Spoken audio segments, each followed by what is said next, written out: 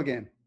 This is Stephen Welsh, President of the International Chiropractors Association, with the daily message for Wednesday, June the 3rd.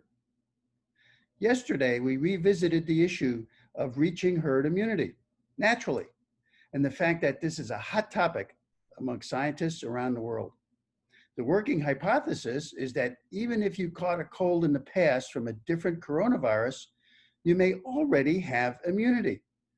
Further research and studies will eventually provide answers, but for now, we just don't know. Well, today, as promised, I'm going to address the issue of face masks. There seems to be much confusion, most of which is created by changes in recommendations and by conflicts with messaging from the WHO. Well, let's begin with the recommendations from the World Health Organization. And this is what they say. If you are healthy, you only need to wear a mask if you are taking care of a person with suspected COVID infection. And 2, wear a mask if you're coughing or sneezing. Now, please understand that in most countries, the highest priority is to ensure availability of that personal protection equipment for the doctors. This is actually similar to the initial recommendations in the US.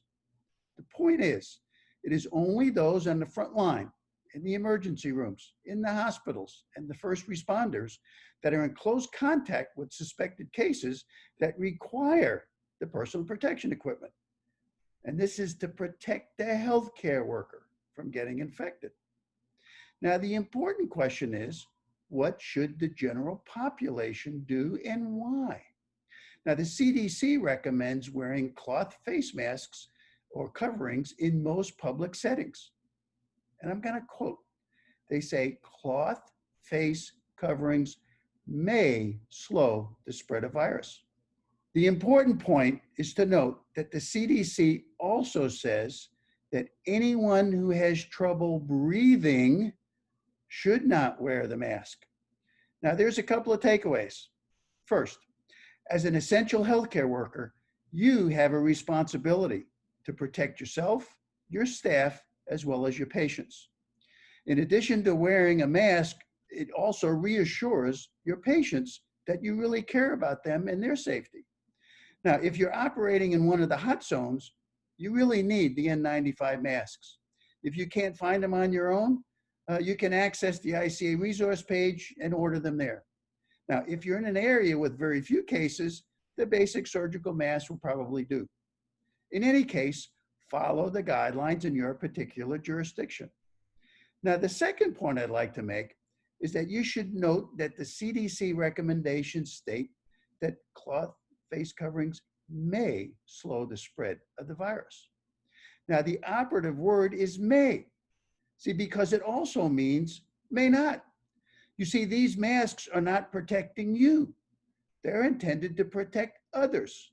And there is also no evidence that they will actually do so. Now, some of you may notice the hypocrisy inherent in the contrast between these recommendations and what chiropractors are allowed to say about what an adjustment may do for their immune system. Now, that's a conversation we can have after this crisis is over. Now, the CDC also recommends that some people should not wear them. You see, wearing the masks also increases the rebreathing of the carbon dioxide, and it reduces the intake of oxygen. And it may not only be uncomfortable, but it could also be harmful to one's own health. So the point is, when you see someone in public not wearing a face mask, there's no need to criticize or shame them. You see, one of my family members has a mild form of asthma and has breathing issues when wearing a mask. They get headaches and extreme fatigue. So you see, if wearing a mask will harm your health, then you are actually following the CDC guidelines when you don't wear it in public.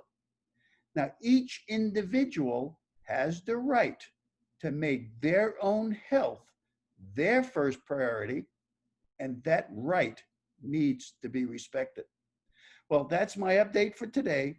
Meanwhile, make sure you visit the ICA COVID resource page. Please reach out and connect with the ICA. If you're not a member, please join today at www.chiropractic.org. See, we are here for you. We're here to help you help your patients.